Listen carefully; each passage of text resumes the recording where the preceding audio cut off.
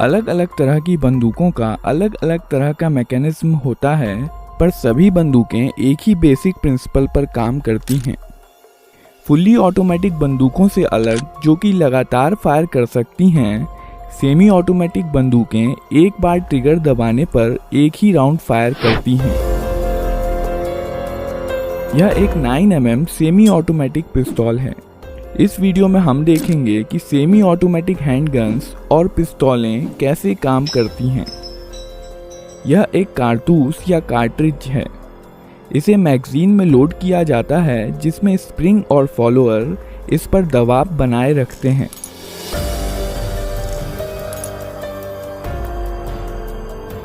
Magazine का design कुछ इस प्रकार का होता है कि कारतूस आगे स्लाइड होकर ही बाहर आ सकता है। इस मैगजीन को बंदूक में रखा जाता है।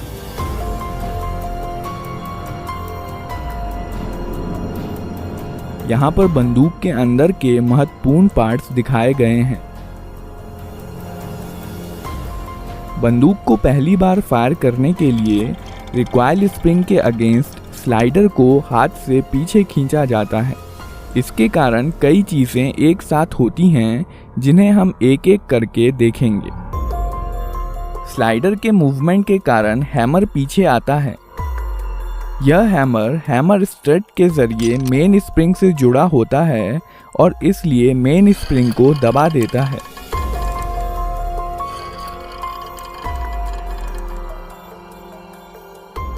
यह सीयर है। यह हैमर के मूवमेंट को कंट्रोल करता है।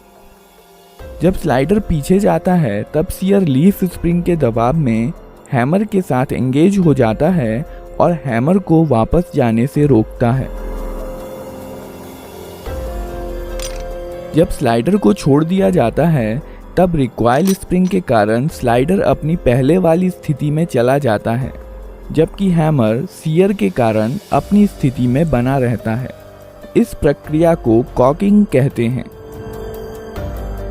जब स्लाइडर पीछे आता है, तो इस पर बने प्रोजेक्शन बैरल को पीछे की ओर धकेलते हैं, जिसके कारण बैरल कुछ नीचे हो जाता है और इसलिए अब इसमें कारतूस आसानी से भरा जा सकता है।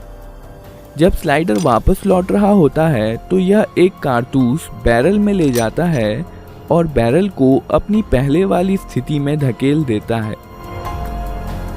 कारतूस का पिछला हिस्सा एक्सट्रैक्टर में फंस जाता है, जो कि स्लाइडर से जुड़ा होता है। पिस्तौल अब फायर करने के लिए तैयार है। जब ट्रिगर दबाया जाता है, सीयर डिस्कनेक्टर के माध्यम से धकेल दिया जाता है,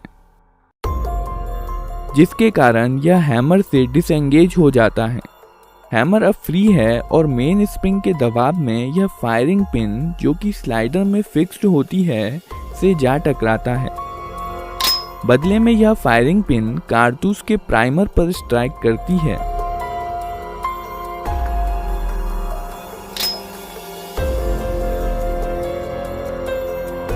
प्राइमर में इम्पैक्ट सेंसिटिव एक्सप्लोजिव होता है, जो फायरिंग पिन के टकराने की वजह से जल जाता है। इसके कारण कारतूस में रखे पाउडर में आग लग जाती है, जिसकी वजह से बहुत सारी गैसेस पैदा होती हैं और इस प्रकार बुलेट के पीछे की जगह बेहद हाई प्रेशर गैसों से भर जाती है।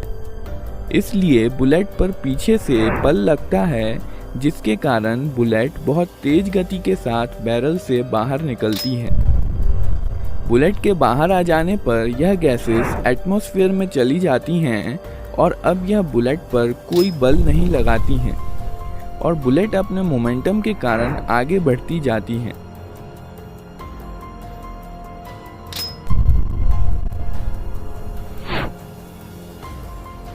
बैरल में कुछ लकीरें और खांचे बने होते हैं, जो आगे बढ़ते समय बुलेट को स्थिरता के लिए घुमा देते हैं। की कुछ एनर्जी स्लाइडर को पीछे धकेलने में इस्तेमाल हो जाती है। केस या खोखा स्लाइडर के साथ पीछे आता है और इजेक्टर की मदद से बाहर निकाल दिया जाता है।